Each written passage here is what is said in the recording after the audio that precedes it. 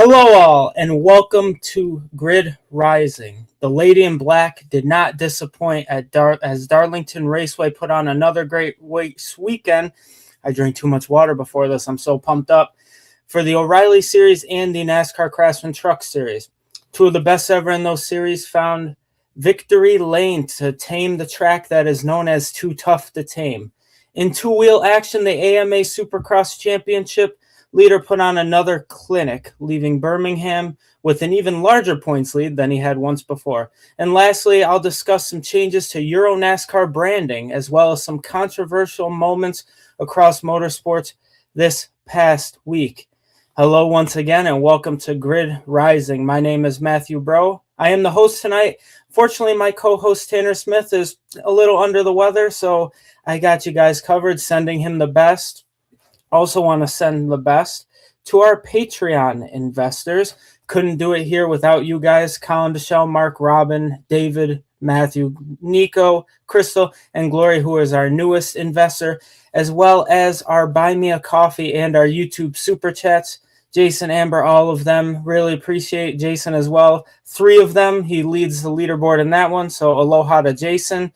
As well as if you are interested in following us, besides if you're on YouTube, Facebook, Twitch, X, you could follow us literally on all social media platforms. We are on Blue Sky, Facebook, Instagram, TikTok, YouTube, and X. So let's get right into it, ladies and gentlemen. We're going to first start off here tonight with the NASCAR O'Reilly Series, and that was at Darlington Raceway. So yes, the NASCAR O'Reilly Series that held the Sports Clips Haircuts VFW Help a Hero 200. Cup Series regulars Kyle Larson and Christopher Bell started on the front row and were the cars to beat for most of the race. They were first and second in Stage 1. Larson also ended up winning Stage 2, looking to go for the sweep. He went on to lead 107 laps in this event, despite there only being 5 lead changes and only 1 natural caution. The other 2 were obviously because of the stages. The last caution is actually what ended up costing Kyle Larson the race, as he lost multiple spots on pit road and could only battle back to finish in 4th. 2 of the best in the O'Reilly Series at Darlington specifically lined up side by side on the final restart. Those guys were Junior Motorsports' Justin Allgaier and Joe Gibbs Racing's Brandon Jones. Allgaier, though, once again showed why he is one of the best, if not the best, in the series. And he powered past Jones to earn his 4th Darlington Raceway victory in the NASCAR O'Reilly Series. Allgaier, Jones, Bell, Larson, Carson Quappo were the top 5, as well as Corey Day, Sheldon Creed, Parker Retzlaff, Sammy Smith, and Sam Mayer rounded out the top 10. Interesting note here, the 2025 O'Reilly Series champion Jesse Love had his worst finish of the season, and it was only an 11th place finish. So Jesse Love is clearly doing Jesse Love things, obviously. So there was only 1 natural caution, 27 cars finished on the lead lap, and there were only 3 DNFs from the 1 accident that took out Alex LeBay, Kyle Sieg, and LeVar Scott. So my takeaways from this event, guys, I would say, first off, these Cup Series regulars, again, coming in and kind of putting belt to butt to start the event. It was mainly a Kyle Larson show, as it usually is when he gets in the best O'Reilly equipment. Even a guy I didn't talk too much about, though, Christopher Bell was another one. He came out and was just doing great things, but he didn't really show, in my opinion, what Christopher Bell is usually capable of, especially when he gets behind the wheel of the number 19 Joe Gibbs Racing Toyota. And then even Ross Chastain, he just wasn't really anywhere in this event. He didn't have the best race for him, especially being in the Junior Motorsports number 9 car. So for that, I'm curious, make sure everyone wants to join in the chat room if you guys have any questions.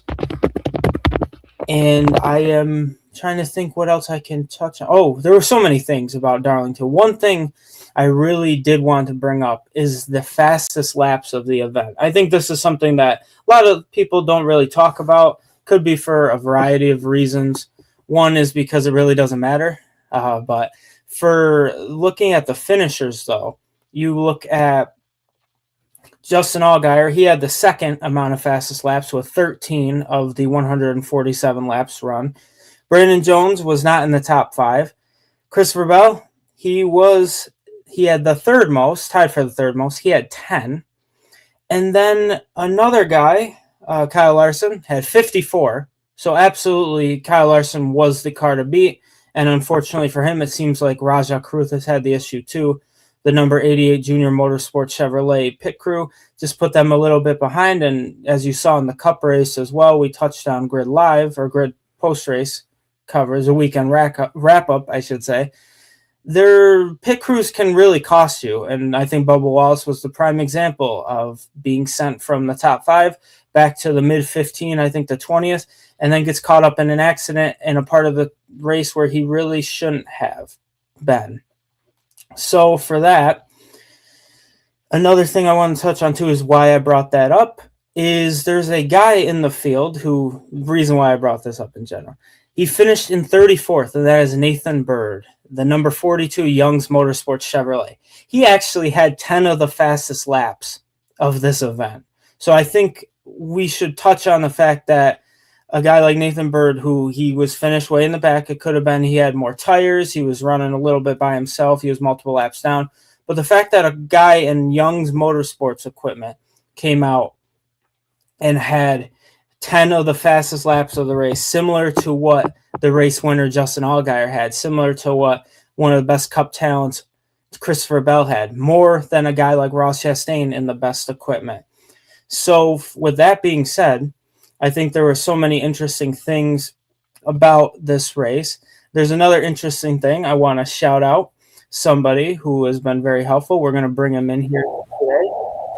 Mr. Joe Stamo, I really appreciate you tuning in and coming on. Let's talk a little bit. You're a busy man, so I really appreciate it. Very excited to join you here on Grid Rising, first time on the show. And yeah, wishing Tanner to get well soon. But Darlington, I mean, this race from the early stages, it felt like it was going to be the classic Darlington. A lot of people anticipated with the O'Reilly series. Austin Hill, that big save, and I know he still hit the wall and that just ruined his day, but that could have been much worse, Matthew. Just the way he collided with the wall, kept it going rather than spinning it around and collecting more vehicles at the start. But overall, what a race we had there. Just in general, Darlington's always such a good track for all the series. Yeah, absolutely. And you reminded me too. What has been happening to Austin Hill? I feel like he is I believe he's still 5th in the points, Joe, but the fact that he won and then had another top 5 and has kind of just fallen off the face of the earth. And for how good he has still been, it shows that even when he finishes 35th, he still has more than enough points to be in the top 5 in the standings. So I guess for you, kind of off script here, how are you feeling about Austin Hill kind of maybe on a little bit of a downfall while Jesse Love continues to finish inside the top 10, top 11 this time around? That's the thing. It sort of reminds me a little bit of yesterday when we talked about Tyler Reddick and having that strong start, but will it fade out? Well, here we are with Austin Hill. He lost 2 positions in the standings, falling from 5th. To 5th from 3rd. It's still very early in the season. He's not in a situation where I feel like, okay, we have to really try to push ourselves to gain ground leaders. I mean, right now he's at 210 points. The points leader, Justin Allgaier, at 306. You're going to have to chase.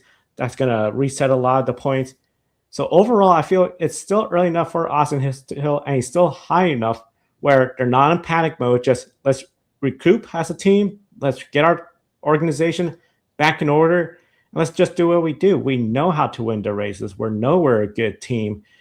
I know when it comes to Richard Childress races in the O'Reilly series, there's no reason why they're not going to be a winning contender the next race weekend at Martinsville. He knows he could get the job done there. And then we got other tracks that are going to line up, I think, well for him. And especially once we get to Talladega, he has to feel really good about that track when it comes to the schedule. But the big thing, the big one, avoid that.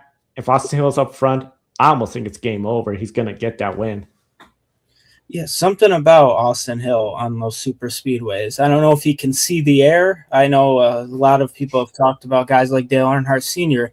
Seems like he could see the air and manipulate it and go wherever he wants. But I think you can argue that with Austin Hill, and even when Tony Stewart was winning a bunch of O'Reilly super speedway races too. I feel like those are some of the best talent we've seen at that style of racing. And I think Austin Hill doesn't get enough credit for how good he can do at those other tracks like Phoenix, like Martinsville is definitely one of them.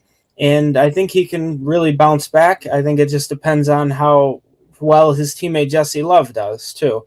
For that, still talking on O'Reilly, he's going to throw some random things at you here. Taylor and I talk a lot about Corey Day, and I think Corey Day deserves once again another tip of the invisible cap. I mean, another top 10 finish. I think he's got 5 of them in 6 races. And I think after they had that talk with Mr. Hendrick along with Dale Earnhardt Jr. when he got into Connor Zilic at Coda, he's really settled in. And that's what Tanner and I have mentioned multiple times on the show. It's like he brought in that talent and he's like starting to be able to utilize it, and he's learning. And it's not like he's rushing anything. He's really doing what you really would love and expect him to do. So I think he is really going to – he really has a legit shot at the chase. I do believe it. I never thought I would say that. He is in arguably the best equipment. He is Junior Motorsports kind of builds those cars with the Hendrick engines. But still, so I'm just interested to hear your thoughts on a guy like Corey Day or even somebody like Parker Retzlaff in the Viking Motorsports machine, another top 10 for him too.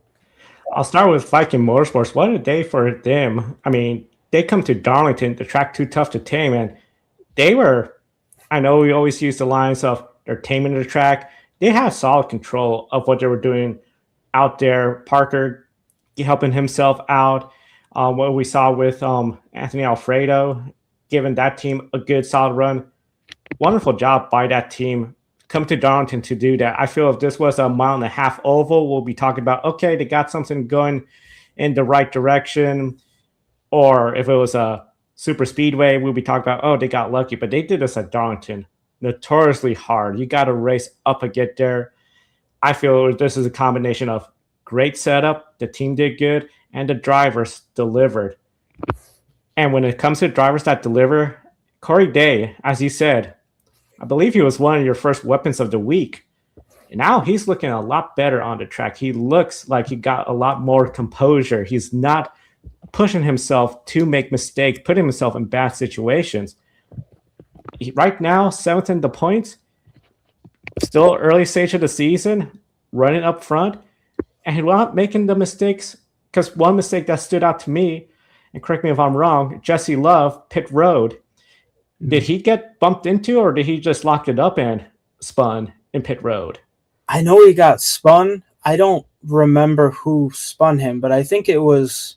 He didn't lock it up. Yeah, he got spun by a contender. I can't think of who it was, though. But yeah, I mean, Corey Day, just avoiding making those mistakes, doing that at Darlington. I mean, Darlington's an easy track for a rookie to go there, leave with a car all beat up, and people just say, hey, this is your first time at Darlington.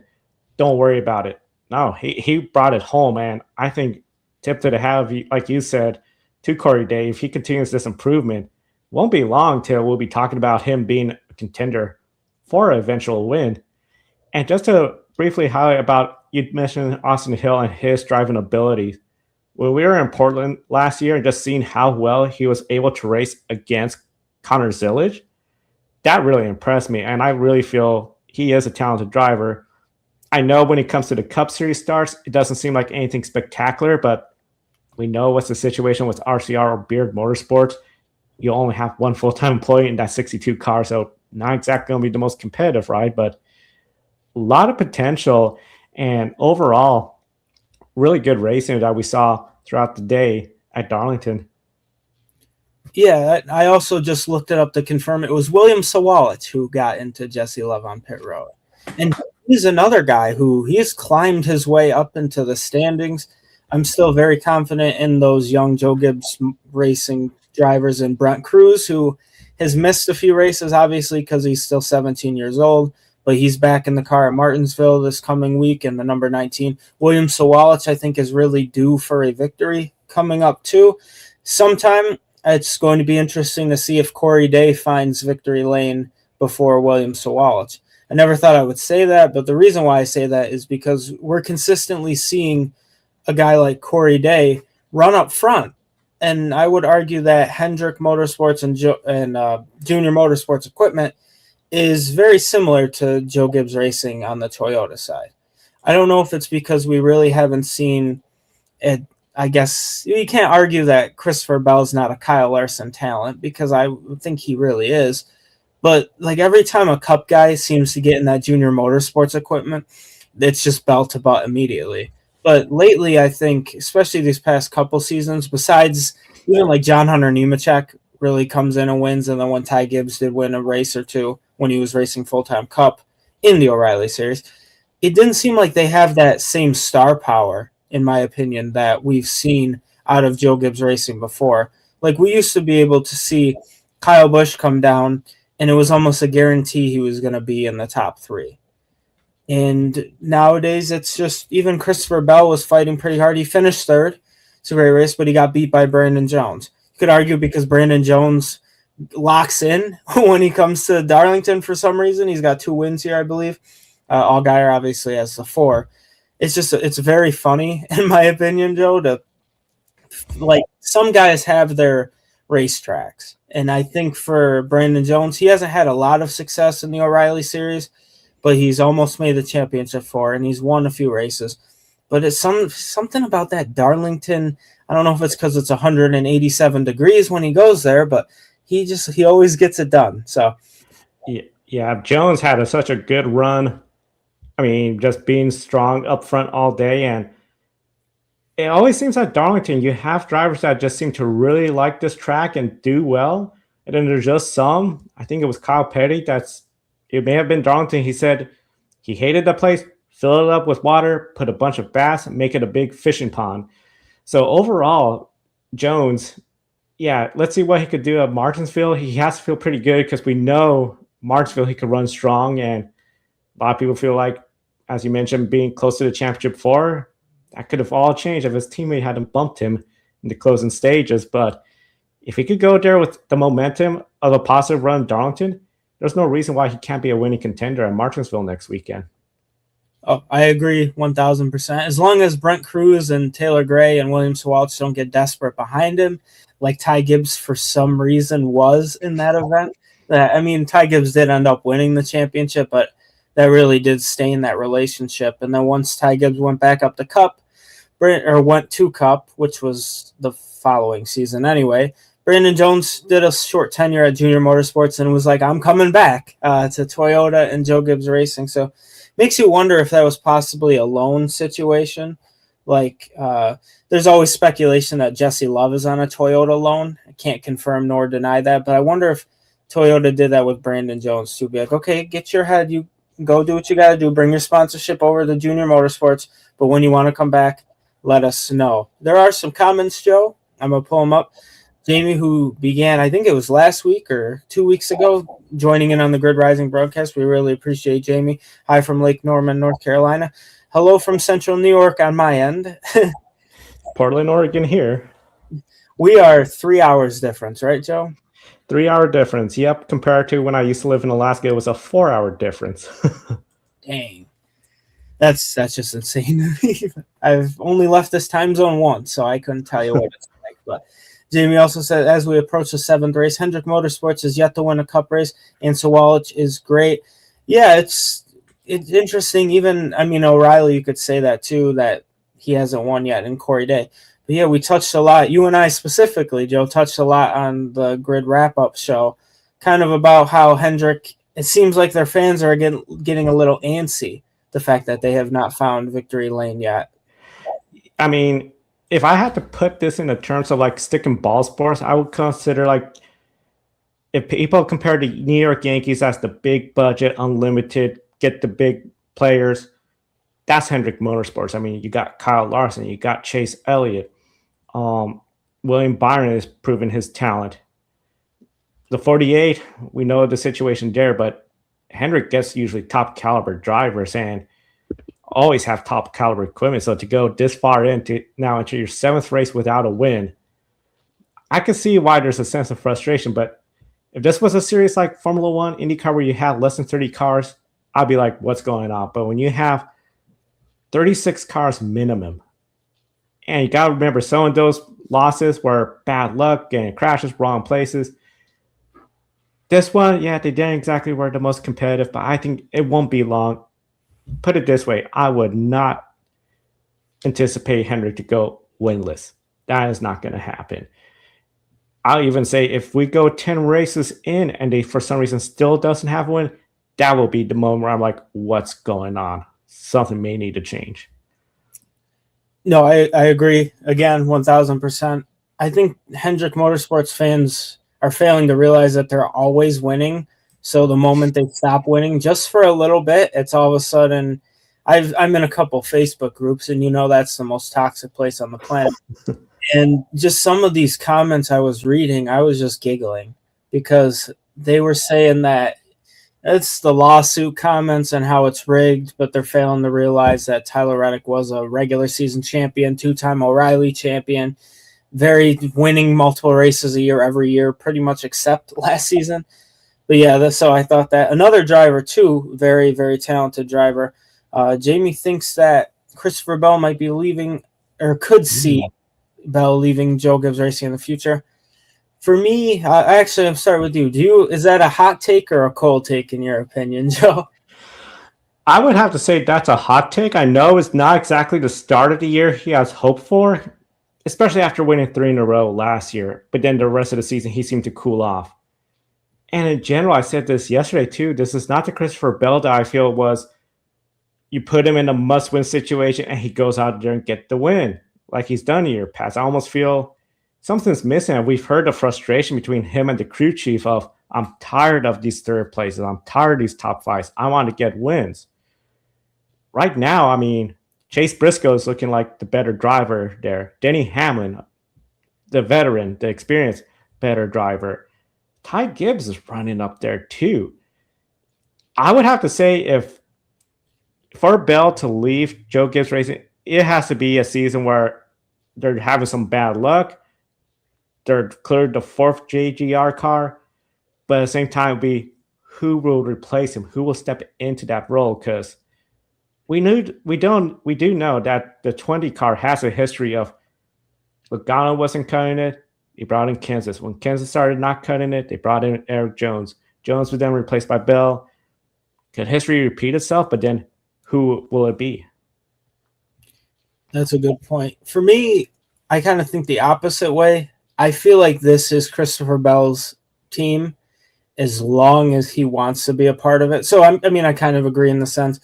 I guess if something frantic happened where Hendrick Motorsports was like, we need a driver and we are going to pay you a lot more money than Toyota has funded your entire career, Christopher Bell. Because when you think about it, Christopher Bell's been with Toyota for as long as I can remember. Has there ever been a time where Christopher Bell was not racing a Toyota, maybe in like super late models or something, or the dirt models? That's it, the super dirt late models. But even I want to say, before he got in the Cup, every time he was in the Chili Bowl, I think he had Toyota sponsorship, if I recall correctly. I think you're right, too. So I think the moral of the story is that Toyota hit the nail on the head when it came to Christopher Bell as a talent, obviously bringing him up. It kind of moved Eric Jones out of the way. Now Eric Jones is back with Toyota, but Christopher Bell's kind of taken off. A guy that Toyota did bring through the ranks for very little, and then he left right after. So he was more with Chevrolet. Jamie's favorite driver, Joey Logano, was an embarrassment yesterday. Yes, Jamie, make sure you go to you're on YouTube right now. After the broadcast, go to our Grid Network YouTube. There is a whole post-race show where we actually touch on everything you've been asking. Hendrick Motorsports, Joey Logano, especially the most non-existent performance we've ever seen from him. Kobe made a comment when you were talking about big budget teams. That the Dodgers might be a better example. I don't like my Dodger slander on this show, Kobe. I could have just hidden the comment. I've been blessed at my first baseball glove as a Central New Yorker. like 5 years old, was a Dodgers glove. It's about the only thing I have going good at this point. But That's why I went with the Yankee example, because like I'm not going to bring up the Dodgers. But yeah, so Dodgers, that's kind of funny. And last one I want to bring up, where is it? There it is. Oops, that is the wrong comment. We are getting spammed by a lot of comments. not appropriate comments. That's why I'm giggling. But there it is. This is an appropriate comment.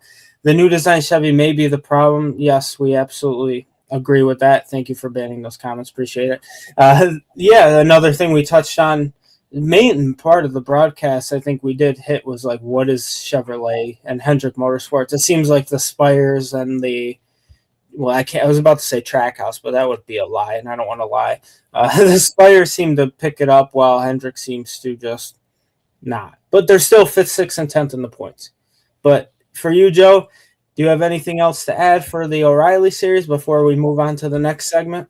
I think overall, my last on the O'Reilly series was, we again saw some great racing. O'Reilly just typically has great racing products, and I highly encourage people to check it out. CW, I just love the graphics that CW uses to really feature the drivers. You could really see their faces, not just like what we used to see in the past with Fox or other broadcasters where it was more generic. You didn't see the drivers' faces. Here, they do a really good job at that. Are they perfect? No, but I think they do the O'Reilly series justice, and I'm hoping O'Reilly is happy with the exposure they're getting so far, because I feel so far a good season, plenty to discuss about, and be fun to follow when they get into their chase, because they always had a full year championship until they switched to the playoffs. So that'll be a lot of fun to see how the O'Reilly chase plays out. Yeah, I remember when I was newer, not paying as attention in depth what I do now, but remember, was it one of the years that, was it it was after the Austin Dillon year where he obviously didn't win a race, but the entire chase, there were only like 2 or 3 wins, or sorry, the playoffs, only like 2 or 3 wins combined of all the drivers that were full-timers, because every other one was probably Kyle Busch at that time. So I thought that was a fascinating thing. But yeah, so for them, you touched on it earlier as well, Joe. Next on the schedule for the NASCAR O'Reilly Series is the NFPA 250 from Martinsville Speedway on Saturday, March 28th. It will be at 3:30 p.m. Eastern Time on the CW. And I something about that CW broadcast booth too. Just, it's such a great organ. They just such to do a great job, is what I'm trying to get at. I feel like they're miles ahead of Fox and Fox Sports 1, and I think it shows. It's like the NASCAR and the O'Reilly series found that perfect match, right? Similar to, I know we really don't like Fox that much, but with IndyCar and the ratings that they've been able to get, I think the broadcasts are a little bit different. I think Fox really put them at the forefront, giving them on Big Fox, think every single race. Yep. So that's awesome for them, and I would compare that a lot to the O'Reilly series, and specifically on the CW. Love Adam Alexander, Jamie McMurray, and Parker Kligerman. I just think they do a great job. But the other race we were touching on, excuse me, I'm drinking my water. I haven't talked this much in so long, so I apologize. I got my aligners in, ready to go. But yeah, so let's get after it. The NASCAR Craftsman Truck Series held the Buckle Up South Carolina 200 at Darlington Raceway as the trucks were back in action after a 3-week break. Still don't understand why they do that with their schedule. Anyway, Caden Honeycutt started on pole alongside Spire Motorsports as Carson Hocevar dropped down to do a truck race. After a couple of cautions involving Ben Rhodes and then William Sawalich, Christian Eckes went on to win Stage 1, holding off a charging Caden Honeycutt, Corey Heim, Lane Riggs, and William Sawalich. Yes, that same William Sawalich that spun out about 30 laps prior. He made his way back through the field and got 5th in the stage, followed by Ross Chastain, Ty Majeski. Oh, sorry. Oh, I was skipping ahead.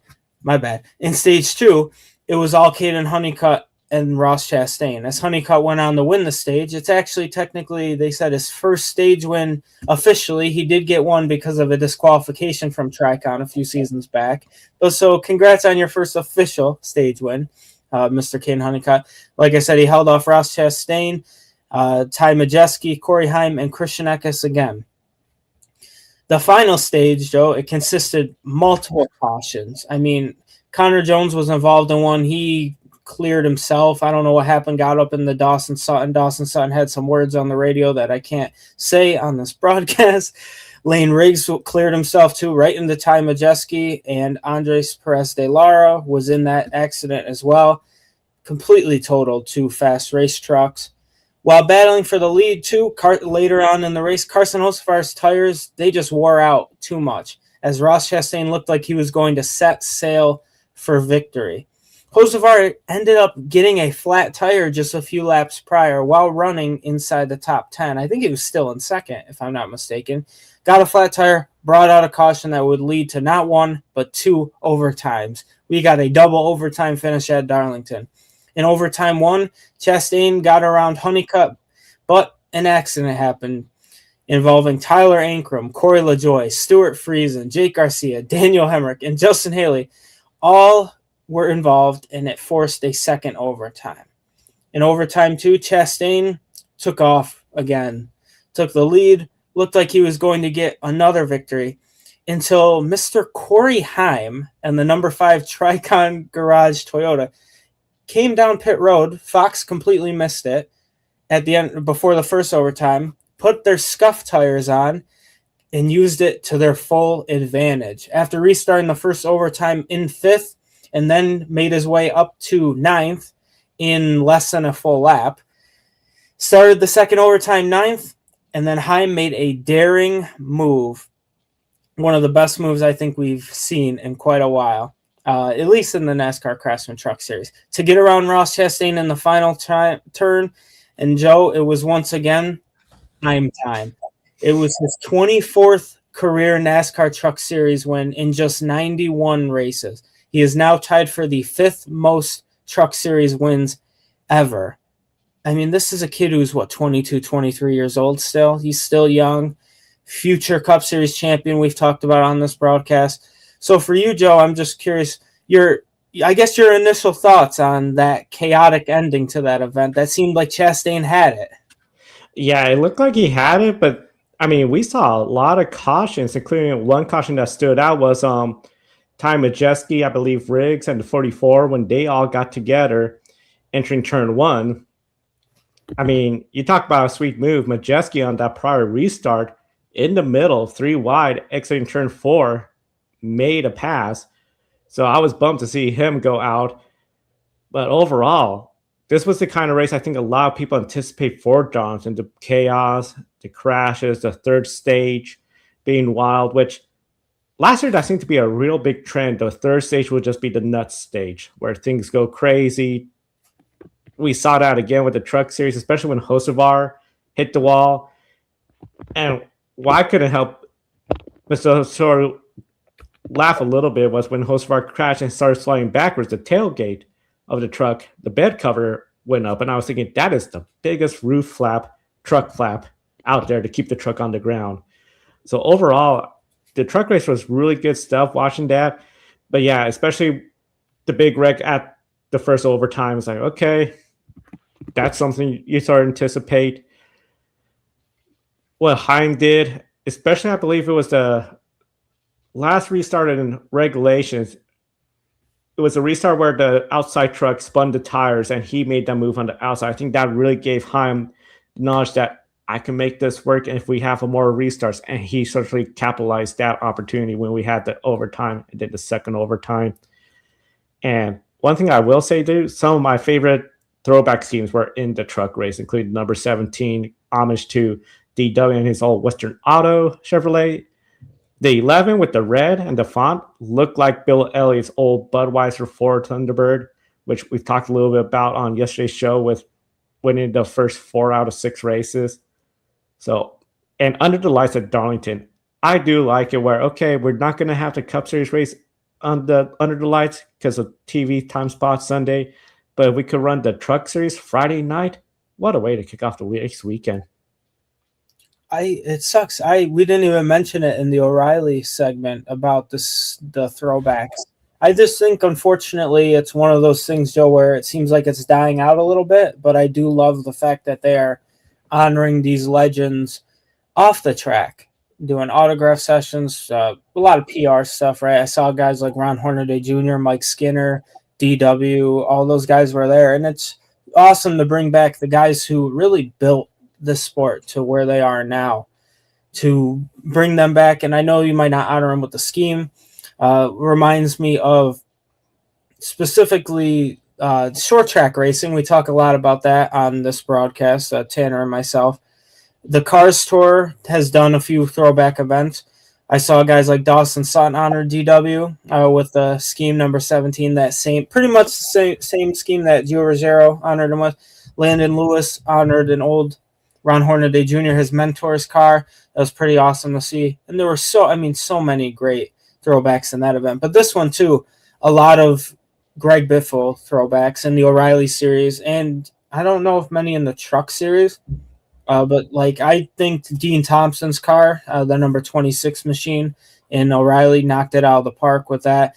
I love what Sam Hunt does with their throwbacks. I really love what Alpha Prime does too. I know they didn't have one for LeVar Scott, but a lot of the time when Alpha Prime and those teams come to the track, those designers really do just such an incredible job. But trucks, I think, was it Honeycutt's was Johnny Benson's car, but it was like a mixture of, it looked the 11 car. It was before my time. I didn't really exist, I don't think, when Johnny Benson was. Well, no, I did. When he won the championship, I existed, but I was like 6 years old, I think. Yeah, so I don't remember that. But yeah, a lot of things. My favorite growing up, going to the cup level, just to touch on that really quickly, Elliott Sadler and Casey Kane were the two guys that really got me into racing when I was a wee little kid. And to see an Elliott Sadler throwback, and then him racing out Boston in the modifieds this past weekend too, or it might have been the last weekend. But either way, it was just such an awesome thing to see him honored by Front Row Motorsports, and just, all of them, all the Greg Biffle throwbacks. I really wish Matt DiBenedetto made the O'Reilly race, because another Michael Annett throwback. I just think for what he did for that junior motorsports organization, I personally would have loved to see one throwback. They had none for anyone, so I guess it's fair game. Rather have none than just one, but that was just an interesting thing for me. So I'm curious your thoughts too on that. Yeah, I really enjoyed the throwback schemes and what they did with the NASCAR alumni. You had Harry Gant, Kurt Busch, both of them going to the Hall of Fame, give the command to start engine. Of course, Harry Gant, one of my first favorite drivers of all time when I was a little kid. Mr. September, seeing him win the 4 races in a row, including Martinsville with a beat-up car. And I still remember Benny Parsons, Harry Gant is not going to win his 4th consecutive race in a row. And then he does, and it was just amazing. So I always enjoyed Darlington having this spot, because Darlington is the old school, the first super speedway of stock car racing, NASCAR racing. I'm hopeful that maybe with this alumni and the way they sort of treated this weekend, where we're just more, if you want to do it, great, but we're just going to have it where we're going to have veterans, legends, Hall of Famers of this sport there. I think that's still something that's worth doing. My opinion, and this might be a hot take for some, I really felt once the throwback weekend left the Southern 500 and NBC to Fox and the springtime race, I felt that really hurt the momentum. The Southern 500 is a crown jewel race. You make it a bigger party with the throwback weekend.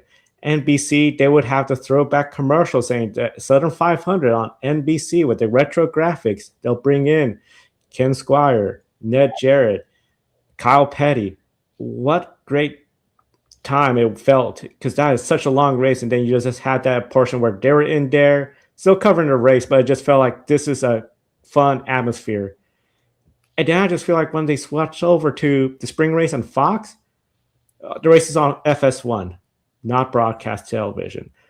Fox didn't do anything like throwback graphics. I mean, I know NASCAR was not on Fox coverage until 2001, but even they threw it back to, hey, this is what we used to have back in the 90s with the NFL graphics and the yellow and black Fox logo and the ticker den. Do something. I mean, it was great to see DW in the booth. Why haven't we done that before? I feel like really the switch just took a momentum out of the throwback weekend to where it ended up now.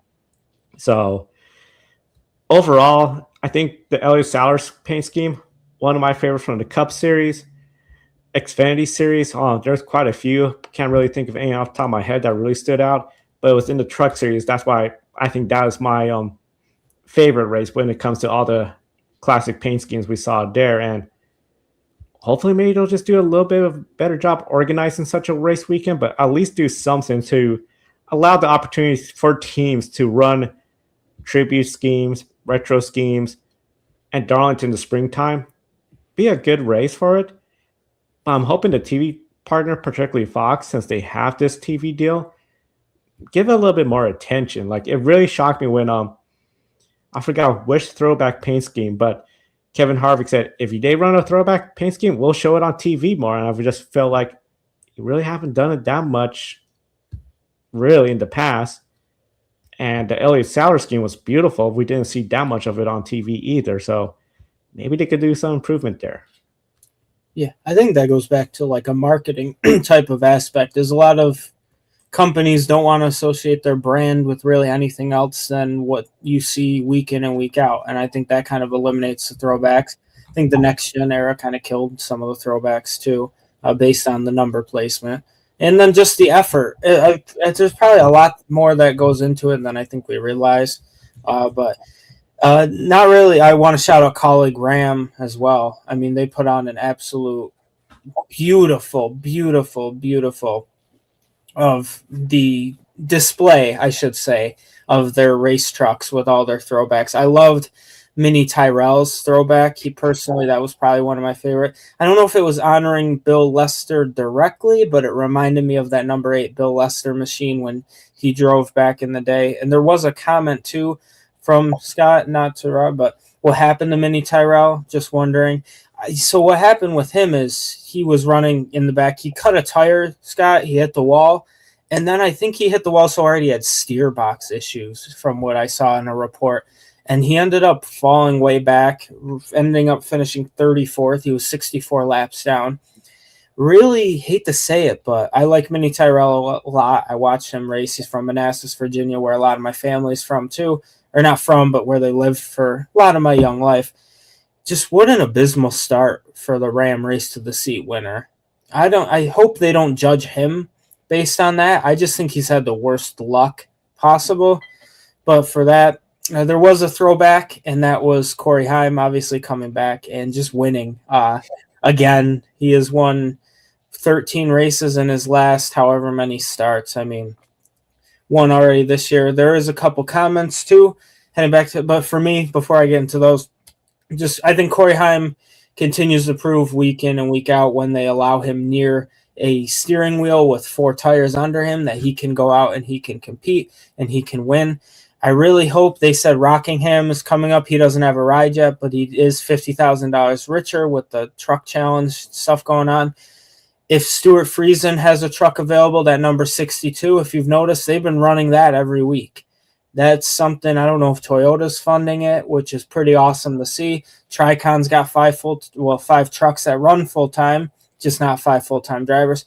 I think Corey Heim probably would want to rather race with Tricon based on his experience winning the championship with them and now winning and yet another number for them.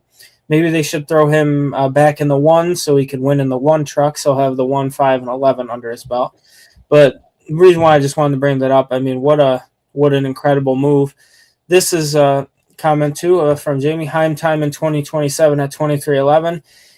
It would be disgusting if it wasn't Corey Heim time. It should have been Corey Heim time. I think we've always, even when he was 2023, when he first started with Kyle Busch Motorsports, and then when Kyle Busch ended up leaving Toyota to go to Chevrolet, and then Corey Heim was like, well, then I'm leaving Kyle Busch Motorsports. I'm going to Toyota with, I believe it was David Gillen Racing, which is now Tricon, obviously. and he wins, and he has got a loyalty to Toyota that I think I would argue Christopher Bell's got that same loyalty to Toyota. So whenever they have room for him, unfortunately, it looks like Riley Herbst would be the one man out at 2311. Put him in that dang car, that number 67 Robin Hood car. I think, especially if Corey Heim can get more sponsorship too. Another interesting thought. Will Heim time be at RCR? Do you think he'll replace Kyle Busch? I think that is very, very unlikely based on, I think Kyle Busch, if he would leave, we touched on it, you and I, Joe, I think he would go to Spire probably. And then I think his seat would probably be replaced by someone. I don't know who, probably a different Cup talent, because I think Jesse Love would go to Legacy with Toyota, and that leaves, or if Riley Herbst ends up going there. So you never know. But yeah, I really don't know. Curious to hear your thoughts, Joe. Do you think Corey Heim leaving the Toyota system is a slight possibility at all, even if the 48 opens up with Hendrick Motorsports, if they try to poach him? That's the thing with Toyota. They really, I think, have to be mindful, because what a difference. Back in Daytona, I felt the sure path for Corey Heim in the Cup Series is with 2311. Yes, most likely he's going to replace Riley Herbst, but that's a sure path, and it has to be 2027. But when you look at how the dynamic has changed in the drivers and teams in the Cup Series since the Daytona 500, people are wondering if Kyle Busch is going to even finish the season. If he could find a way out earlier to Spire or the 48, he'll take that. Even if he has to buy out his contract, I think he will be willing to if he gets himself a top quality ride. Alex Bowman's situation, a lot of unknowns there. And one of the things you got to realize too with Bowman battling vertigo, it was just recently on the news, I know Grid Tonight will talk about it. Kali Ravampera is going to miss a huge amount of the year because of vertigo, and he had suffered from that in the past. So it's very concerning what Bowman's going through. Would he even come back? So there's a lot of unknowns, and all of a sudden now you have Hendrick that says, we need a driver. Heim, very talented. We got good equipment. Will Ally want Corey Heim? If they say yes, what's going to stop Corey Heim from considering an offer? Toyota, as good as they might be, and hey, we got something lined up for you 2027. If Hendrick comes to calling, you got to say, let's chat. I mean, this is the team everyone tries to beat. Everyone sees as the number one team. It's going to be a really interesting situation for Corey Heim. I think he has to at least, if they're calling him, you got to listen and see what they have to offer, because at the end of the day, as much as Toyota will love to keep him there, they may need to make sure they got seats. And I don't think Corey Heim is going to settle for a Legacy ride unless Legacy is going to get more resources from TRD.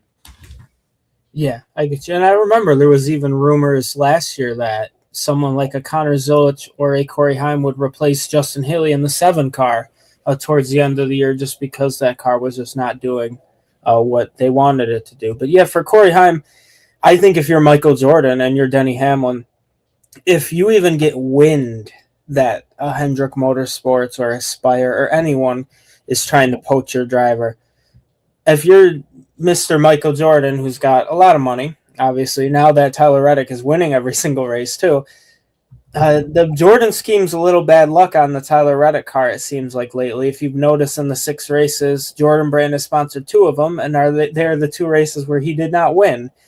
So when they don't sponsor, he has won the other 4. So maybe if you get Robin Hood on board, I think Celsius is now a partnership with Corey Heim. A little weird, though, because you have Monster Energy, different type of business deal with Riley Herbst. So you got Celsius, you got Robin Hood. If you bring Jordan Brand on in, that would be cool. I know he just is a jerky boy, something with Junior Motorsports. Corey Heim just posted on his socials today, thanks for the care package. Maybe that's the start of something. But if you're them, I don't think you can lose a generational talent in a Corey Heim. Just like Trackhouse will do everything in their power, I think, to keep Connor Zilic as happy as he can be for his future, even though I think he would love the idea of jumping ship at this current moment, probably to go race the 48. But then again, I think, would you rather be I think he would rather be with Trackhouse, though, honestly. I think they gave him a legit chance. And then the way the 48's been running, even someone like Justin Allgaier, who's very talented, has just been very not good in it. And it shows, like we talked about, just there's so many issues going on with that 48 team that's not Alex Bowman's fault. Could be Blake Harris, could be just the car setup, trial and error. But yeah, wishing Alex Bowman the best in his recovery. And then just last comment before we move on. Harry Gant is the oldest Cup winner ever at 51. Yep. I always saw Mark Martin won at like 55, but was I just making that up in my head? I must have been. Yeah. Yeah, I think Harry Gant still has the record for the oldest NASCAR race winner in the Cup Series. And yeah, I mean, Handsome Harry, trying to remember Mark Martin's age, but I just don't. But 49. Or 49. You think he was up there? Yeah, so Harry Gant, like 51. And actually, I think he may have won a race when he was 52 years old in Michigan. So, but yeah, I know for sure, 99% positive that Harry Gant is the oldest race winner in the Cup Series. And that's just something where I don't see that being broken anytime soon because, I mean, he was still very competitive, 1992. 93, okay, didn't get a win, but was still somewhat competitive. Couple good runs ruined by bad luck. Then 94, it was just, okay, he's hanging it up, and it just seemed like the team may have been one step behind. They lost Andy Petrie, who left for RCR. Leo Jackson, I think, was at the time where he was about ready to sell the team. Because after that season, Leo Jackson had Robert Presley. We didn't see a lot going on. Andy Petrie bought the team, brought in Ken Schrader. The rest is history with a 33, which unfortunately we don't see the number 33 on the track anymore.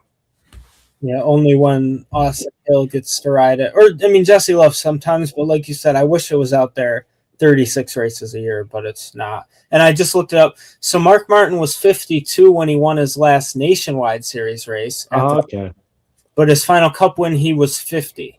So Harry Gant still obviously the oldest. So I guess I gave Mark Martin almost too much credit with the age, but still to win 2 NASCAR National Series races at 50 and 52. Pretty damn impressive. I think maybe the next one we see is if Kyle Busch continues the race when Brexton's racing, or if Denny Hamlin decides to continue racing trucks every once in a while because he's getting up there in age. Maybe Jimmy Johnson in his late 40s can show up in the truck series at San Diego and make some magic there. But yeah, other than that, Joe, anything else specifically about the NASCAR Craftsman Truck Series event that we covered? No, I think it was a good race overall, and I feel the Truck Series, if they could avoid this 3-week break, that'd be great, because I feel, especially after St. Peter's, a lot of momentum, a lot of discussion about him. Keep it running. Add in another race weekend is my vote. Oh, yeah, I agree that. I love that train. That was pretty cool. Just to show everyone the results, too. The next on the schedule as well for the NASCAR Craftsman Truck Series is the Black's Tire 250 from Rockingham Speedway on Friday, April 3rd at 4:30 p.m. Eastern Time on FS1. So a little bit of a break for them again. It's only a 1-week break, though. But it's so awesome to see Rockingham back on the schedule, too. And there was, I believe, another comment. Let me pull it up just really quickly. Thanks to Joey Logano will be the oldest Cup winner. He's already the youngest. I think that's a fair thing. I think if Joey Logano can continue on, he's really not as old as I thought he was, and he's been around forever. So I think he can continue to pile on. I might argue that I think Kyle Larson's going to end up with more Cup wins than Joey Logano, but I think Logano can continue on, especially if he has that number 22 Penske under him. Yeah, I feel if Logano's with Team Penske for the duration of his career, he has to be proven he's still worthy of getting the win, so that means he's competitive. And he could be there quite a long time, but you just never know. I mean, the sport is evolving, the cars are evolving. I mean, Joey Logano started when we had I believe it was the Car Tomorrow, but that was the year where they brought in we still had the wing, I recall, even. So we didn't have the wing replaced with the spoiler. So he's been there for that car, than the prior generation car. So this is his third generation car. So if we have a fourth one and he likes it and is super strong, he'll be winning. He'll be in there for a long time. But if it turns like a Kyle Busch situation where it's like, okay, it just seems like this new car is not to his liking exactly, then it may change. So a lot going on, but Logano, he has a lot of talent, a lot of potential. It's just really unfortunate how Darlington, nothing was going good. And even when he had a good run in Phoenix, that got ruined by the spin and then the crash that took him out. Oh yeah, that was. I remember we were all saying in our Slack chat. It was kind of like, oh well, he kind of caused the first one not on purpose, and then he was a part of the second one in that race for sure. But yeah, so I want to touch on this, just bringing up the results here again really quickly while we get into the next segment. There's a name on this list here, Joe, that never races trucks at all. Especially that this truck is a different manufacturer than what he drives at the Cup level. And that is the guy who finished 11th in his first truck start in, I think it was like 5 years, and then previously it was even longer than that. That was AJ Allmendinger. So he was filling in for a driver that was suspended. So I want to touch on that a little bit now, bringing us into the segment. I know you guys touched on it on Grid tonight. I don't believe you were there, Joe. So nope. This will be your first opportunity as well. I wish Tanner was a part of it too. He made sure we got to put this part in, and I think is very I didn't almost forget about it, but I was like, where can I put this? So I thought, let's put this at the end of the NASCAR Craftsman Truck Series, considering Daniel Dye, that's who was suspended, was the NASCAR Truck Series driver. So another notable event that occurred that was related to the NASCAR Craftsman Truck Series, they covered it on Grid tonight, but we're going to cover it here on Grid Rising, mainly because Grid Rising talks about the Truck Series a little more than the other broadcasts here at Grid Network. So this past weekend, Colleague Racing suspended driver Daniel Dye after he was caught on a live stream making, quote, disparaging comments, quote, to IndyCar driver David Malukas. NASCAR also indefinitely suspended the 22-year-old driver from Florida and are requiring him to take sensitivity training. Dye was penalized under Section 4.3.c in the NASCAR rulebook. There's probably other words to say point. I just didn't look up my law lingo, which states in part, quote, NASCAR members shall not make a public statement or communication that criticizes, ridicules, or otherwise disparages another person based upon that person's race, color, creed, national origin, gender, sexual orientation, marital status, religion, age, or handicapping condition. As I just had mentioned, Dye was replaced by AJ Allmendinger at Darlington, who he did not even want to be in that truck. We can touch on that a little bit later too. And as of this recording on a Monday night, we are unsure if he will even be back for Rockingham. He also has to go through, like I mentioned, sensitivity training. And this isn't the first time, Joe, that Dye has done something that has caused him to be suspended. Back in 2022, if you remember, when racing in ARCA, he punched a high school classmate in the groin, who then had to go to the hospital for a potential ruptured testicle. So Daniel Dye, who was 18 at the time, was arrested and initially charged with felony battery. It was later reduced to a misdemeanor battery charge after that, which allowed him to get reinstated by ARCA. And now he is at trucks. He's obviously been racing O'Reilly Series races too. So for you, Joe, got a question for you. So these are two major things for this kid. He's 22 years old, but two major things for Daniel Dye in less than 4 years. I guess for you, Joe, now I'll give you the opportunity to share your thoughts. Like, what are you feeling about Daniel Dye in this entire situation?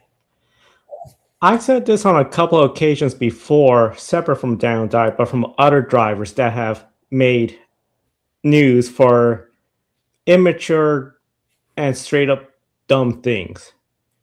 The fact is this: when you are a professional race car driver, you got to remember you are no longer the amateur driver at the local short track. You're not going to just have that same private lifestyle of I race on the weekends and I work and only maybe the people that come to the track will recognize me.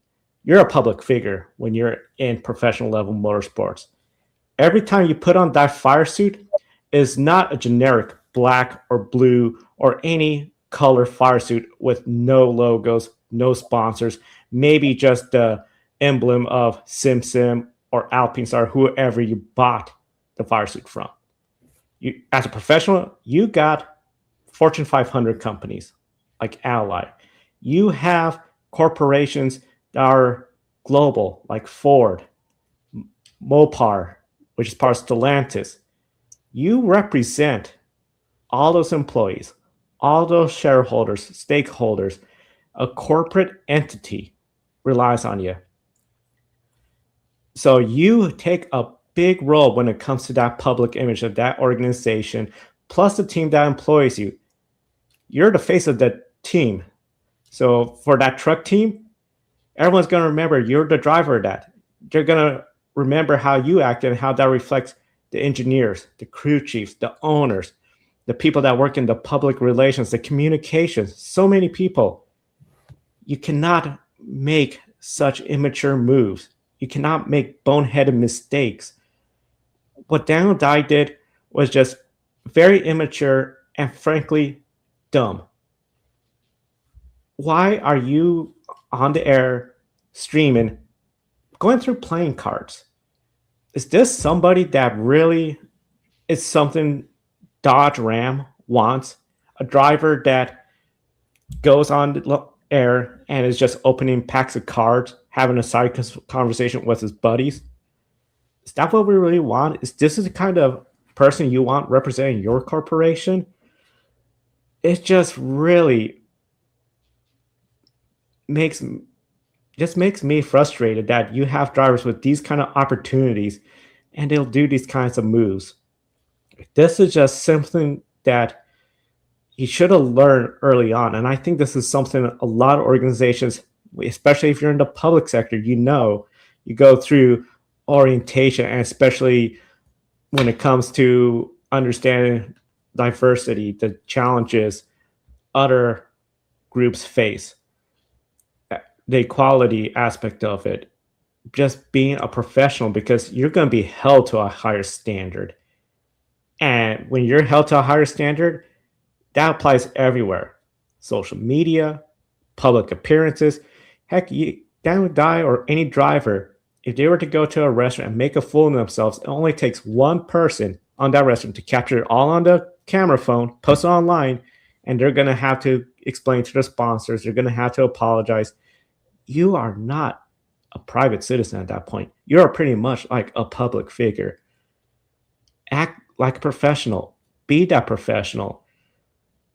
For Daniel Dye particularly, second incident, there's a lot of people that saw his apology and just felt like this was crafted by somebody from PR trying to save face.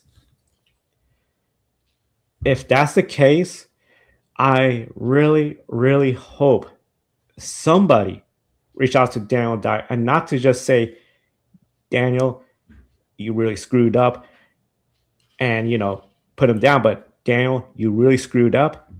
You really need to grow up, learn from this mistake, and be a better person. Go to the sensitivity training, but make the effort. We all remember what happened to Kyle Larson. He did a sensitivity training, but he went and spent time in Minnesota learning from what happened with George Floyd and just learning more, educating himself. Put in that effort, Daniel Dye. You'll be a better person. And you know what? There's going to be some people that will never forgive you. There are some people that say they'll never forgive Kyle Larson for what he said.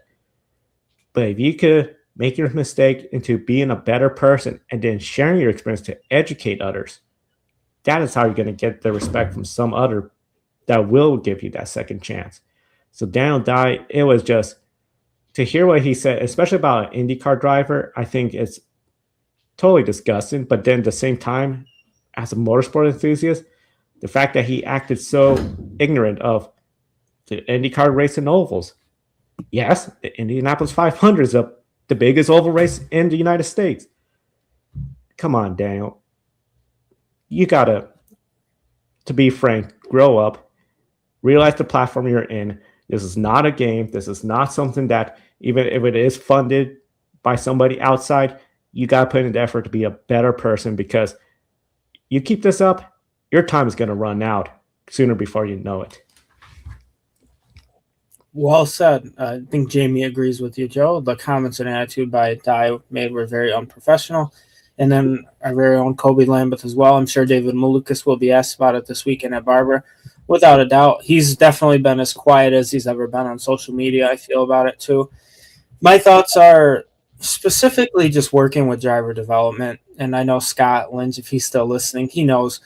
Regardless of even Ram's thoughts on it, right? Even if Ram was like, oh, maybe I agree with whatever he said. The fact that he has the lack of awareness, the situational awareness of a squirrel running to the street, the fact that you are on a live stream, the fact that you have been some sort of a public figure racer for the last 5, even more than 5 years racing, whether it was ARCA, late model, so on and so forth. Just read the room. I could only imagine what I would have to do if one of my drivers came out and got caught saying something like that. It's just like, I get there's some people, a lot of people defending it though. I'm not going to, but people saying, oh, just boy talk, whatever.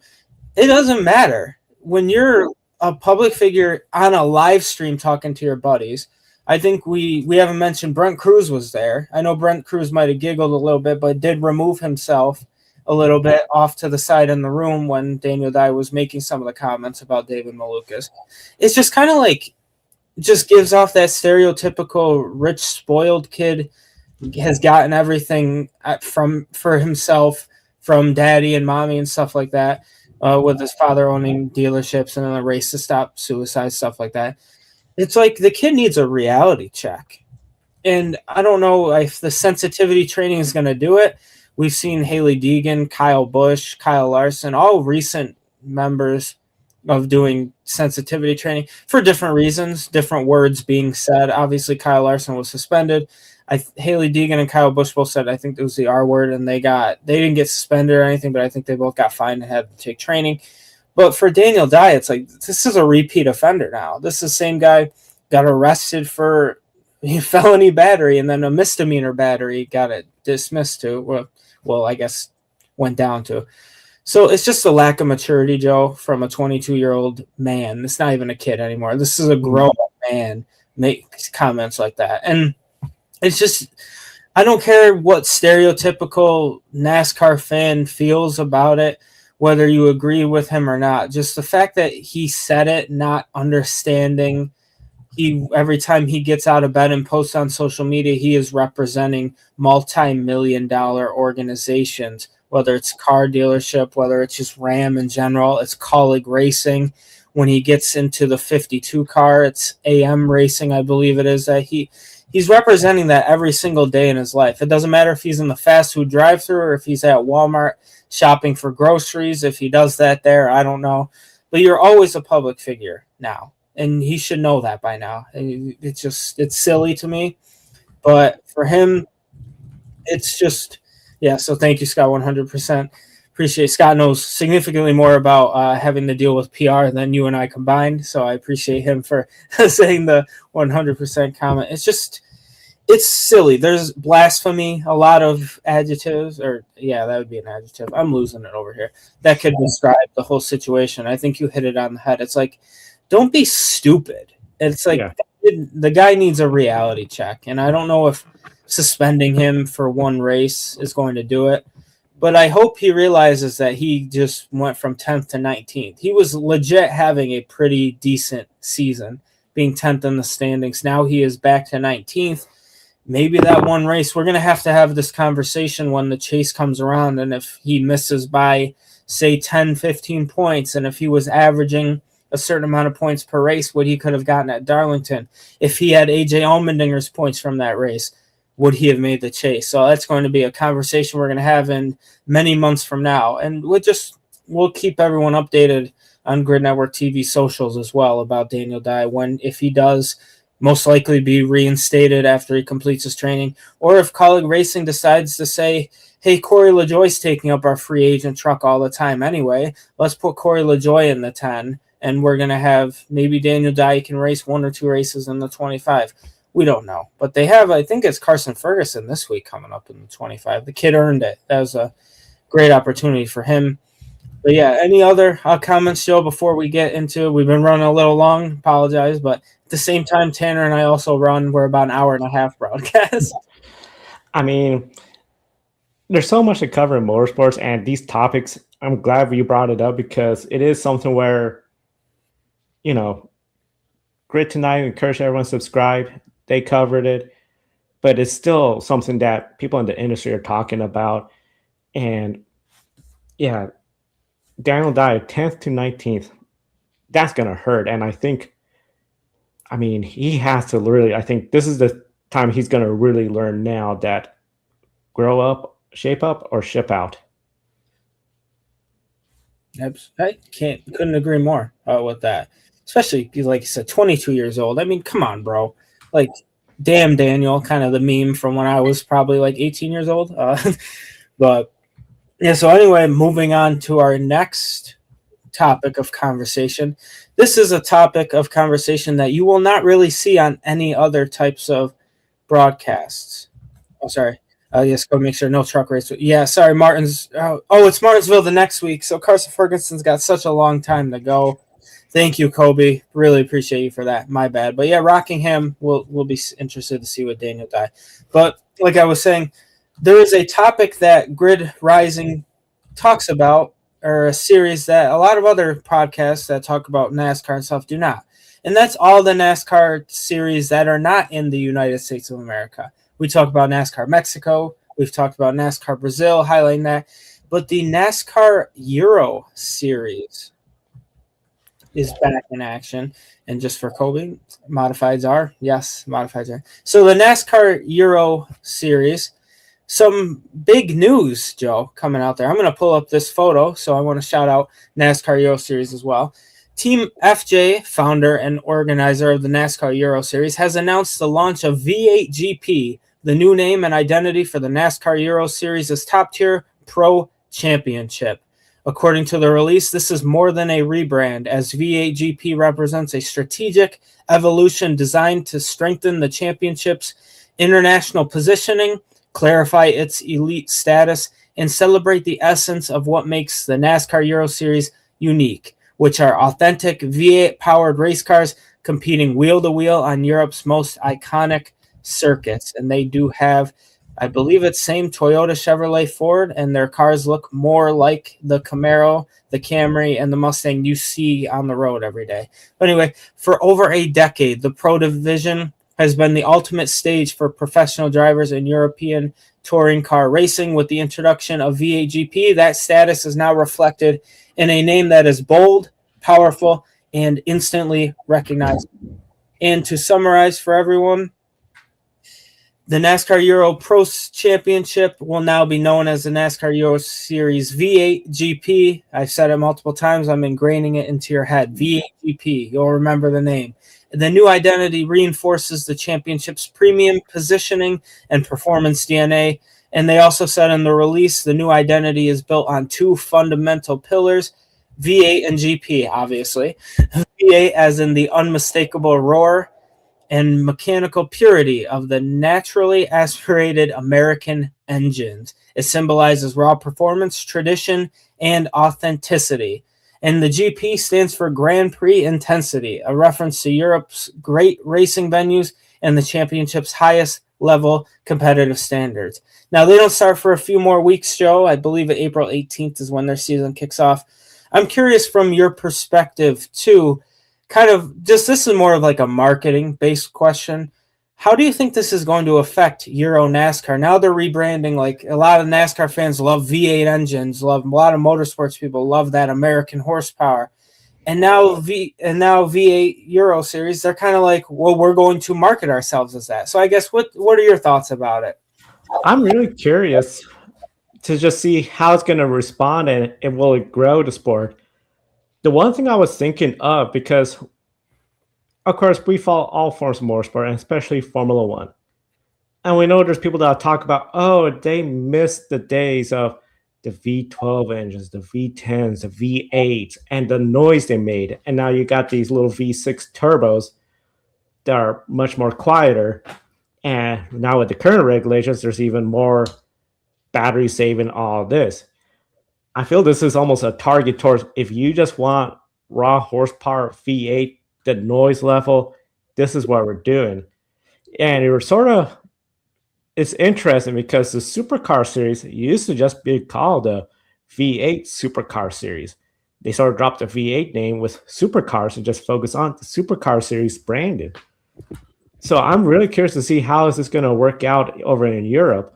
Could be a situation where maybe they're going to try to lure fans to, hey, you want, raw racing where it's about the horsepower, the engine, the car, the driver, and it's not complicated with, kinetic energy recovery systems. It's not about coasting. It's not about saving your batteries like in Formula E. This is just pure motorsport. Come watch us. That's why I think they're going to try to be targeting is fans that would really appreciate that.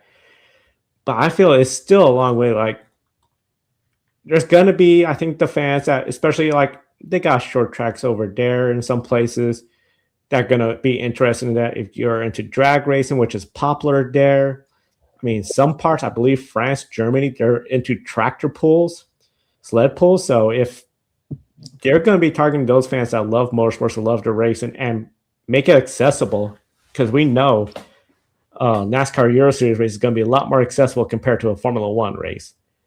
So it'll be interesting to see what it does in the long term and what can NASCAR do to capitalize with that growth. I mean, I would not put it past that. Hey, if they're really showing like, hey, we're getting a strong response here, there are some paved ovals there. Maybe they could organize either exhibition race, or maybe even a point race. Xfinity, maybe the trucks, organize the logistics so it's not too big of a burden. But let's see what it does. I'm really curious to see how it all shapes up, and especially leaning into that V8. It just shows that we're separating ourselves from just any motorsport. We got V8 engines in our racing vehicles. Yeah, I mean, very great points, Joe. Interesting. I'm looking at their schedule right now. V8 GP. They do double headers. I just learned that just now. So clearly, I didn't do as much reading as I should have. They start their season off in Spain. They're all road courses, though, it looks like. All in Spain, and then they go to France, and then the UK, then Czech Republic, Italy, and then they end their season in October in Belgium. So I think we've talked a lot, specifically Tanner and myself, on Grid Rising, along with, I believe, Denver, frequent commenter, mentioning guys like Jesse Love going over to do Super 2. Obviously, we saw Austin Cindric doing supercars. It's unfortunately, I think NASCAR, this is a great opportunity to grow their audience internationally. They have to figure out a way to broadcast this in the States. Even if I know it's probably going to be hard to get television coverage, but if they could stream live on YouTube for free and like really put emphasis on promoting it, I think it'd be great. And just the way the schedule works out, unfortunately, they start in April, end in October. NASCAR is notorious for being one of the few series that doesn't really have a break. Enough of a break, I should say, for the driver to pack it up, head to Spain, head to the UK, and then come back and then race. So unless it's like at the end of the season, like we saw with Austin Cindric and Jesse Love. But yeah, I think from a marketing perspective, you hit the nail right on the head. I think it's so awesome. Give the fans what they want, and that is some V8 loud engines. Especially a lot of people are like, well, let's go back to the stock bodies. Tanner and I touched on the NASCAR Mexico Series having the aluminum composite bodies, where they look like if they actually took a Camaro or a Mustang off the street and converted it into a super late model. That's kind of like what the NASCAR Mexico Series reminds me of. These cars more actually look like your street car, a little more high tech though. So NASCAR kind of with their bodies has gone pretty far out. I think Supercars does an incredible job at making it look exactly like what the street car would be, whether it's the Supra or the Mustang or I think Camaro still over there. because I almost forgot that they went to Chevrolet 4 years ago from Holden at that point. But yeah, so I love it. I love the branding. I think this is a step in the right direction for NASCAR marketing. It seems like they've really been hitting the nail on the head these past couple months. I'm not going to say it's because of the lawsuit, but it really seems like they have picked it up. And they're finding ways to cater to the fan base that got them here, but also the fan base that they're reaching for and the ones that are helping them continue to grow as a sport. So I really like that. I think especially if they could get, I hate to say it, but like English speaking broadcasts for the race in the UK, obviously they probably will, but that would be really cool on June 6th and June 7th, 38 lap events at the Brands Hatch Indy circuit. It'd be really, really awesome. That's not really even a road course. It's just oddly shaped. Looks like a Gran Turismo type track. Yeah, so anyway, I think that would be really awesome for them. They're just really, I want to give a shout out to NASCAR marketing and just what they've been able to accomplish, whether it's rebranding series names and stuff like that, but just knowing your audience, but also knowing how to gravitate towards a potentially new audience as well. And anything else, Joe, before we move on to our final sports segment? Nothing else to add. We'll get ready for some AMA Supercross. Absolutely. My favorite thing I make Tanner say when I write part of the script is from 4 wheels to 2, because that is what we do here. So we are also, again, for those tuning in for the very first time, Grid Rising, what we've all accomplished here is trying to do stuff that you're not going to see on your average podcast group. You might see just the top levels. But what we do here, and I want to shout out Ben and Brandon, who are Motorsports Monday on their channel, now really built Grid Encore and gave us that for many years. So we're just, Tanner and I, just trying to expand it a little bit, going into some of the late model stuff. And then Tanner loves Supercross, and that's why we're going to get into Supercross right now. So from 4 wheels to 2, Joe, after a lone off weekend of the season for Supercross, the Monster Energy AMA Supercross Championship, I just like saying the name, made its anticipated return to action for round 10 of the Monster Energy SMX World Championship from Protective Stadium in Birmingham, Alabama. In the 250 SMX class, they had an east-west showdown. In the 15-minute plus 1 lap main event, I like how they do that too, began with Monster Energy Pro Circuits Kawasaki's Levi Kitchen alongside Monster Energy Yamaha Star Racing's Cole Davies.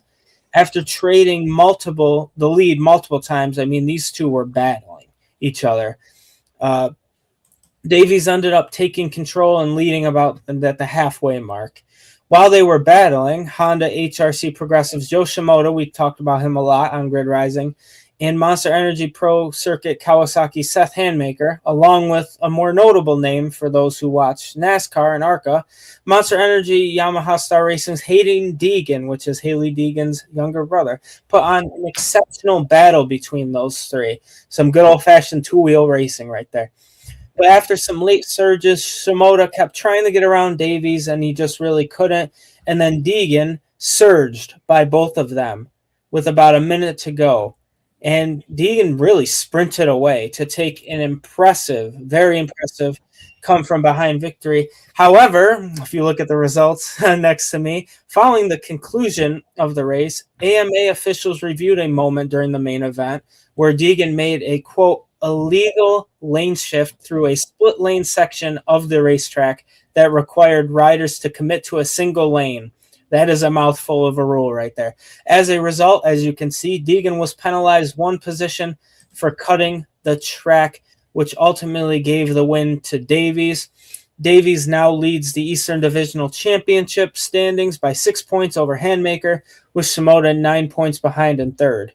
And in the Western Divisional Championship, Deegan's healthy lead in the standings continues to sit 42 points over his teammate Max Anstey, who finished 7th, with Kitchen 47 points out of the lead in third. And then also we had the 450 SMX class. So I do want to shout out, great run by Cole Davies, Hayden Deegan, Seth Handmaker, Joe Shimoda, Levi Kitchen. Those are guys that you're hearing a lot about on Grid Rising because they are always competing for those victories, especially in those East-West showdowns. So just to touch on a little bit too, they had the 250, the Birmingham main that we talked about. So let's touch a little bit on the 450. We highlighted it a little bit in the intro as well as the text for the stream. So in the 450 SMX class, it was all points leader Hunter Lawrence put on arguably one of his best performances of his entire career in that Honda HRC Progressive to give the driver back-to-back victories and 3 wins in the last 4 races. Ken Roczen ended up second after starting 15th. He said he was ecstatic about his performance. With Eli Tomac, who another name we've talked about, especially his Daytona success, finishing off the podium in third. Joe, interested to hear your thoughts. Are you impressed by Eli's podium finish, especially where his heat race, where him and Justin Cooper tangled? Yeah, that was something else for viewers that didn't see this. In heat race number 2, they were coming off a corner and the two collided, and Justin Cooper's leg, I don't know how, it got to where it was caught in the wheel of Tomac's bike and came, and of course it stopped the bike, and thankfully no serious injury, but it was a frightening incident to see. And of course, those two going from fighting for the lead, potential win of that, to falling back to where we did see Cooper did recover to go ahead and get into the feature. He finished in the top 9, but Eli Tomac had to be in that last chance qualifier, goes out there, wins the LCQ, comes back, and gets that podium. So overall, it was a great effort by Tomac, and also give it to Justin Cooper as well for, I mean, seeing that incident. I know we watch MotoGP, we haven't seen anything like that. Seeing this, I would just be thinking, okay, I'm done. No, he managed to get on that bike, finish, I believe, 7th, top 9, advanced to the heat. So he was able to get into the main, and Eli, okay, you got to go into the last chance qualifier. He won it, came out, 3rd place. What an effort. Yeah, and even Justin Cooper ended up 4th in the main event as well. I know, I mean, like you said, Hunter Lawrence, 2.3 second lead over Roczen, and then Eli Tomac was actually 35 seconds back.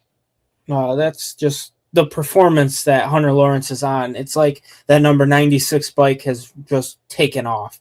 And it's just something really fun to watch, the dominance. I mean, a lot of fans that probably watch it more than I do and more than you do are like, oh, we don't want to see the dominance. But it's kind of cool to just see somebody put belt to butt, especially 3 of the last 4 race weekends. But yeah, if you're interested in Supercross, that was round 10 of 18. They are actually back in action. That was their only break of the season. They're back at Detroit, Michigan at Ford Field on March 28th. So many things coming up. We'll touch on that a little bit. But Joe, we've wrapping up our main part of the broadcast. Appreciate you for coming on too. The first, I guess for you, we do Shining Moment here on Grid Network, especially Grid Live wrap up. And we usually do it for the top levels, but I'll throw it to you, Joe.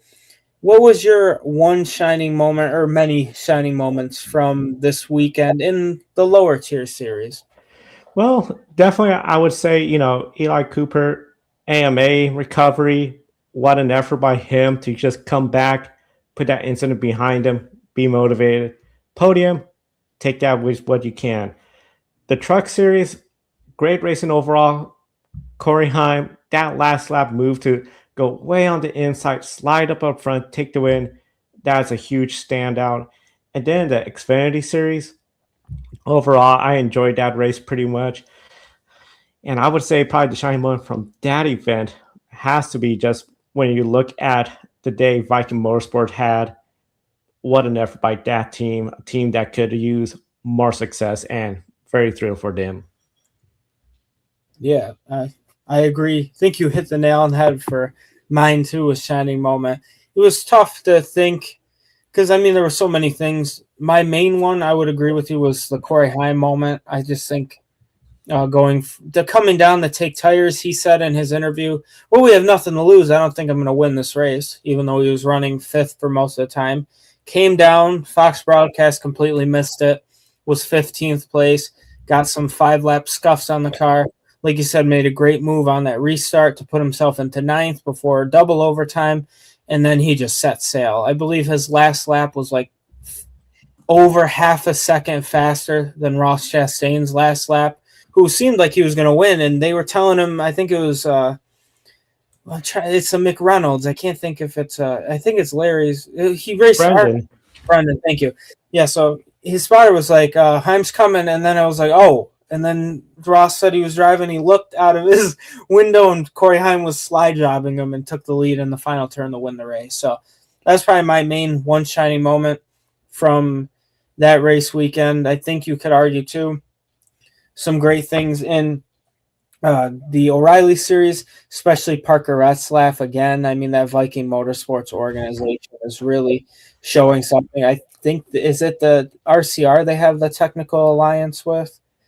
Is it, if I'm not mistaken? Which is funny because obviously Retzlaff a couple years ago when not pushing Harrison Burton to victory, and they were like, oh, RCR is going to be mad because he chose that over Kyle Busch. But now, hey, maybe in a few years, that 8 car, if it's open, is Parker Retzlaff going to get the call up? Kind of like those other iRacing guys like William Byron, maybe a guy like Rajah Cruz too. So that was a one shining moment. And Joe, you have never been a part of this yet. I guess a co-host. So thank you again for coming. Something Tanner created, so I want to give him a shout out. Weapon of the Week. So this is a segment here on Grid Rising where we touch on a driver, an organization, a series that really did something or many things that was kind of like, oh, probably shouldn't have done that. I think a lot of it started when Corey Day was hitting everything but the pace car. So he was, like Joe had mentioned earlier in this broadcast, was our weapon of the week for at least, I think, the first 2 or 3 race weekends of the season. But now he's kind of died off and hasn't done anything chaotic. So appreciate Corey Day for that. But Joe, so for your first ever co-hosting weapon of the week, who do you got? First person that comes to mind, in my opinion, was the move Lane Riggs made on Ty Majeski. I mean, they were both having good solid days. Goes on the inside, but just you were not clear to make that slide jump up. Both of them in the wall. A third driver, the 44 truck, also into the wall. Ruined their days. So for me, that was a big weapon of the week. Just in general, Darlington, I feel, is a weapon. I mean, we saw the chaos in the truck series, the O'Reilly series, and then even when we saw the Cup series, it was just more entering pit road that became an issue. I can see some people, we had a person in the chat room yesterday thinking that maybe Tyler Reddick was the weapon of the week, and it just seems the irony of the 2 times he gets into somebody, it's Chris Buescher at Darlington ruining Chris Buescher's race, and Tyler Reddick goes on to win yesterday. So overall, I would say those are my weapons of the week. But yeah, Darlington, I feel like that by default is one of the weapons. Yeah, I think it's very easy to pick weapons of the week when it comes to Darlington. For me, I've been trying to limit to one driver, but this week I don't think I can because there was a lot of stuff that had happened, specifically in the NASCAR Craftsman Truck Series race. To start, my first one is Connor Jones. I don't know what he was doing, and he just went up and completely slammed Dawson Sutton into the wall and then ended up bringing out one of the cautions. That was a very weapon move. I think Lane Riggs was a really big weapon move too. I even texted in our Slack chat, you and Tanner, as well as all the other people here at Grid Network, kind of like, is that an early nominee for weapon of the week? With Lane Riggs is no idea what he was doing there. I think one we didn't mention, I think Tyler Ankrum was a weapon. Reason why I say that is not because of the Ben Rhodes meme that he posted. Ben Rhodes was furious about Tyler Ankrum. Compared him to the upside down face character from Family Guy. That I'm not going to comment on that, but you have to go check it out. I think he hasn't deleted it yet. But that's because on lap 3, Ben Rhodes and Tyler Ankrum got into it, and Ankrum ended up not purposely cutting down Ben Rhodes' tire. Ben Rhodes smashed the wall. Unfortunately, Cale Gale's debut as a crew chief only lasted 3 laps because Ben Rhodes was out of the race. So Tyler Ankrum, the reason why I brought him up again too, Joe, is because he also was a part of that overtime caution where he just didn't get going and he kind of slid up the track and it just caused everyone to pile up and slam into him. Wouldn't really say it was like his fault too much, but he was just the weapon in that case. Took out a lot of race trucks from contention. Obviously, Corey Heim got around him, though, and ended up going to victory lane. So those were my weapons of the week.